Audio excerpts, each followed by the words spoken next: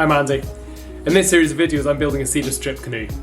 In this episode I'm going to fair and then fibreglass the inside of the canoe. The process is very similar to the outside of the canoe in that you use any tools available to smooth off and take off any paint chips. I then sand at 80 grit and then 120 grit, and in between I'll fill up any cracks with an epoxy based filler. There's a single layer of fibreglass just like the outside. The only difference is this time there's only 2 layers of epoxy because I'm not aiming for a super glossy smooth finish. I'm aiming for a sort of textured finish that gives a bit more grip inside the canoe. I'm starting by using a sharpened rounded paint scraper. This is what the canoe building book recommended. There's nothing complex to this. It's rounded so that I can get into the corners without catching, and it's obviously sharpened so it's sharp.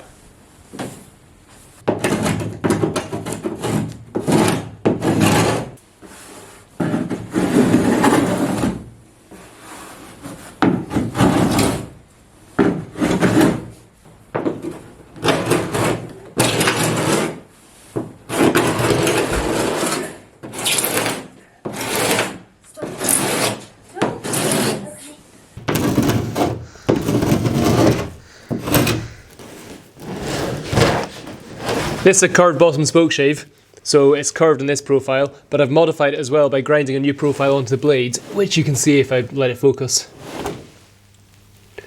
So it's now curved in 2 directions, which means I can get into any corners of the hull, any profile at all. If I'm using it in the flat, it doesn't dig in so much.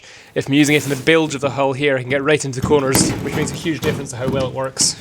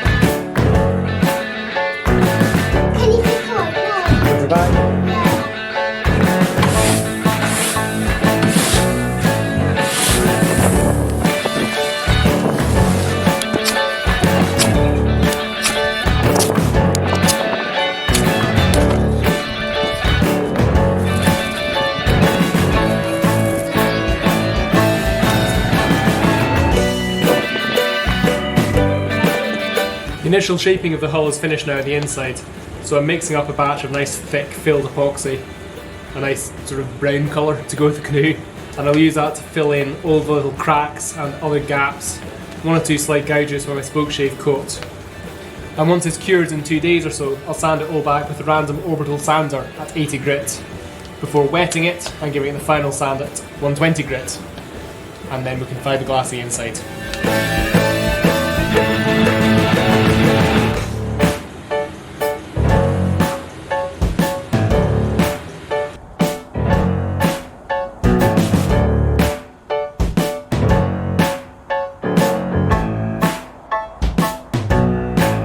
At the moment the bottom of the inner stems is still cut square.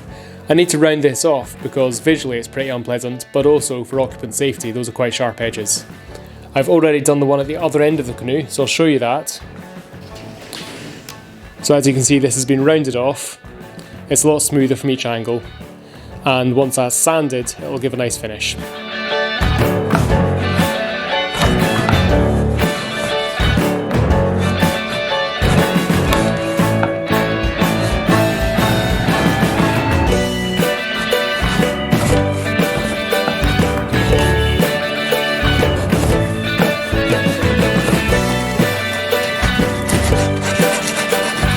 I haven't been able to get my spoke shave or block plane or anything into this area right at the stem of the boat at either end. So I've got a small cabinet scraper here. I'm going to try and get in a little bit better at the end there. Fundamentally it doesn't matter that much if I don't get this perfect though, because there'll be a deck covering the goods, I don't know, 10 inches or so at the end here.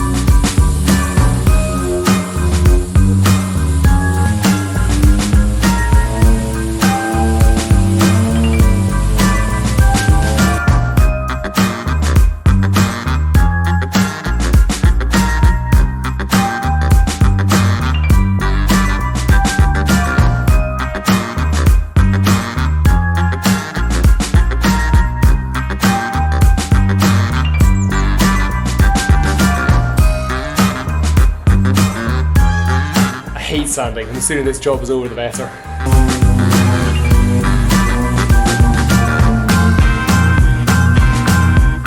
I finished sanding with a random orbital sander, which I've got 95% of the canoe done with. I got a soft pad for the base of it, which means I can get into the bilge a bit better. It's still not perfect, but it's okay.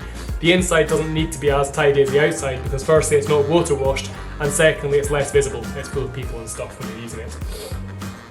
The only area I couldn't get with any of my tools is into the actual very ends here.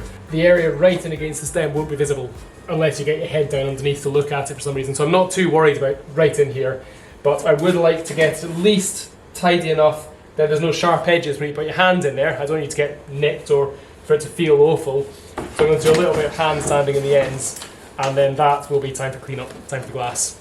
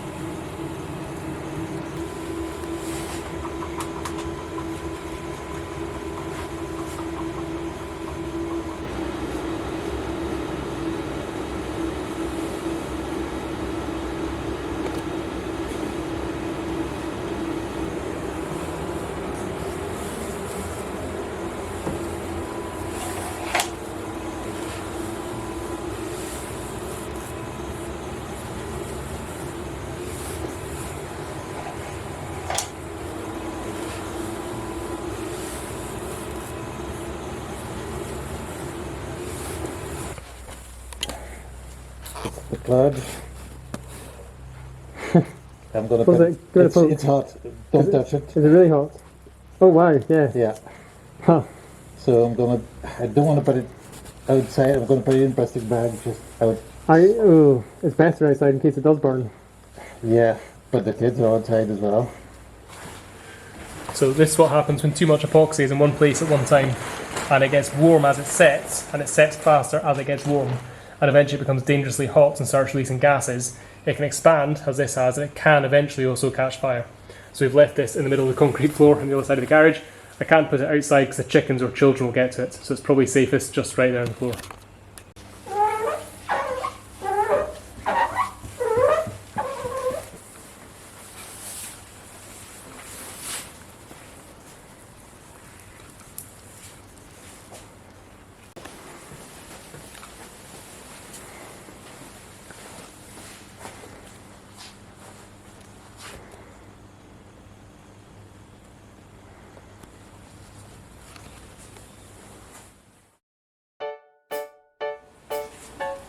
It's 7 in the evening now, 5 hours after the first coat went on, so I'm going to put the second coat on by myself now. As with the outside, Adam and Antoine helped with putting the fiberglass in initially, but the subsequent coats are much easier. Okay, let's go.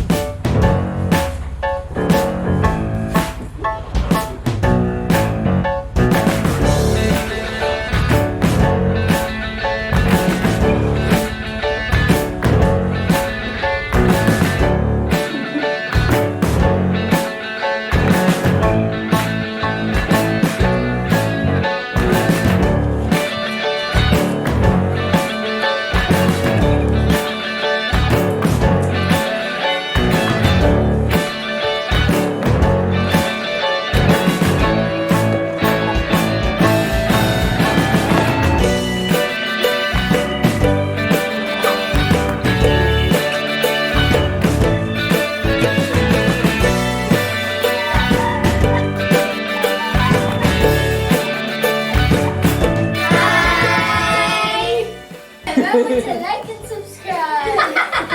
Well done.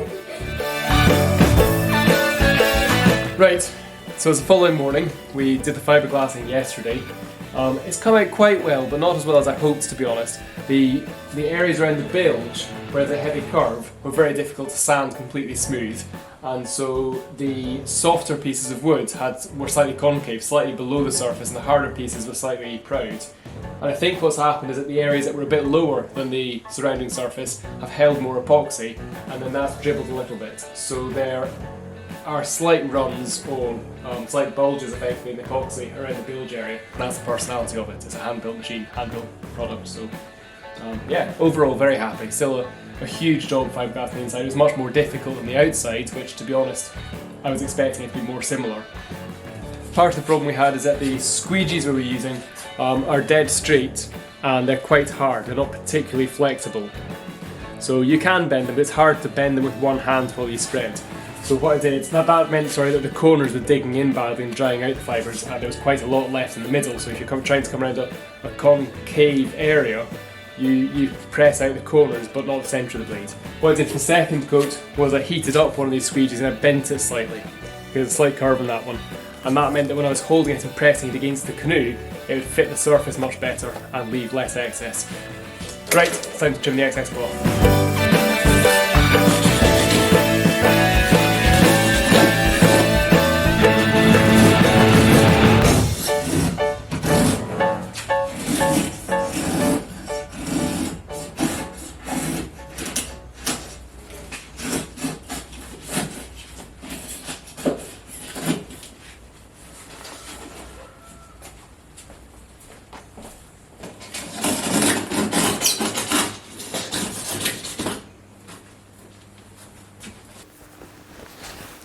The inside will need a light sanding before I can varnish it, but I need to leave it a couple of days until the epoxy is properly hard before I can do that. So that'll do for this week. As always, if you'd enjoyed it, please click like, subscribe, and let me know in the comments anything I've done wrong this time. I'm sure there's plenty of them. And thanks for watching. I'll see you soon. Bye for now.